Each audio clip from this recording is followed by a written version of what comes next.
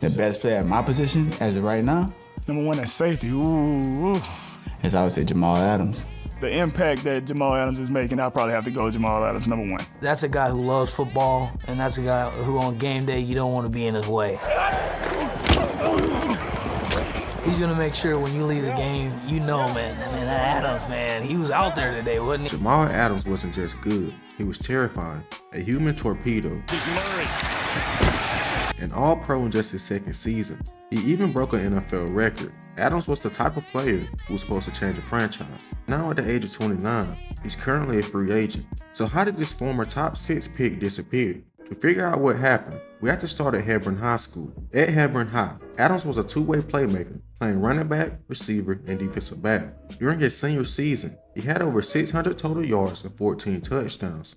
On the defensive side of the ball, he had over 70 tackles and an interception. He was dominating in 6A football, which is the highest division in Texas. According to ESPN, Adams was ranked a 4-star recruit and the 18th best overall player in the country, which meant he could go pretty much anywhere he wanted. A few schools that offered him were Alabama, Texas, and Ole Miss, but he decided to go somewhere else. During the Under Armour All-American game, he announced his decision. For the next 4 years of my college life as a student athlete, I will be attending the University of LSU. Adams committed to LSU, a program that is known to produce NFL talent, especially at the defensive back position. LSU has had Patrick Peterson, Tyrann Mathieu, and Tre'Davious White, players who have all been All-Pros. Adams was looking to be a part of that list. Despite the competitive environment of a deep LSU secondary, Adams impressed and saw game action early on in his collegiate career. As a true freshman in 2014, he received 2 starter nods and finished the year with 66 tackles. That earned him All-SEC freshman team. After that season, LSU's 2 starting safeties, Jalen Mills and Ronald Martin, declared for the NFL draft, which meant it was Adams' time to shine.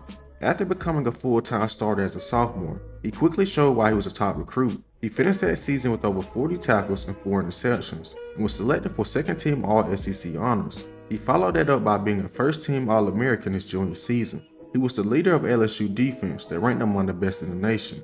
LSU finished that year allowing only 16 touchdowns in 12 games, the fewest in the nation. They also held opponents to only 9 passing touchdowns, which ranked as the second lowest total in the FBS. After his junior season, Jamal Adams declared for the NFL draft, and almost immediately, scouts were raving. He wasn't just a safety, he was a tone setter. At the NFL Combine, he ran a 4.56 40-yard dash and posted a 31-inch vertical and showed elite explosion in positional drills. But what really stood out was his presence.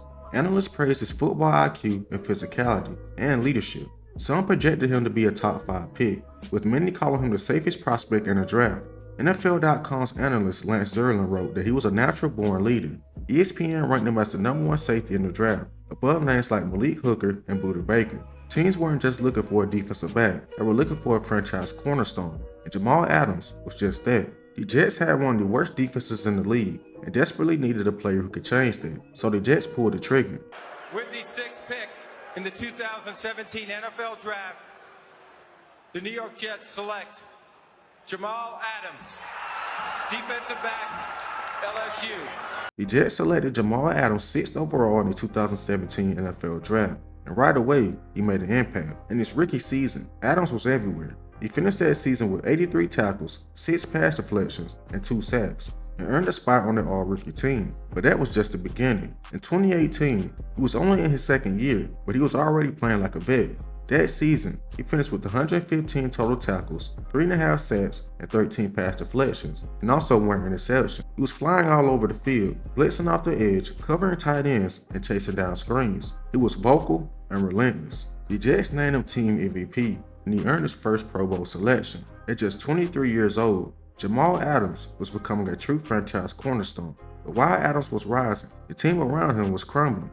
The 2018 Jets started the year 3-3, led by rookie quarterback Sam Darnold, the number 3 overall pick that year. The Jets lost 9 of their final 10 games, finishing 4-12. The offense collapsed. Darnold threw 15 interceptions, and the team ranked 23rd in scoring.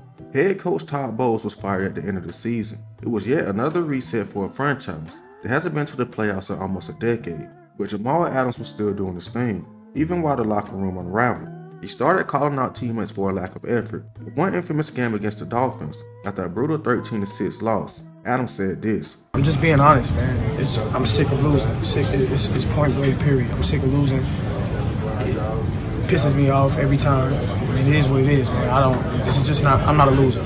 I want to get back on the winning track, and we've lost 3 straight. Come on, man. He was tired of the culture and tired of losing. And while the front office was stuck in another reset, Adams kept raising the bar. But the question lingered: how long could one star carry a sinking franchise? The 2019 season was supposed to be different. The Jets had just signed Le'Veon Bell, added CJ Mosley, and hired Adam Gase as head coach. There was hope, well, at least on paper.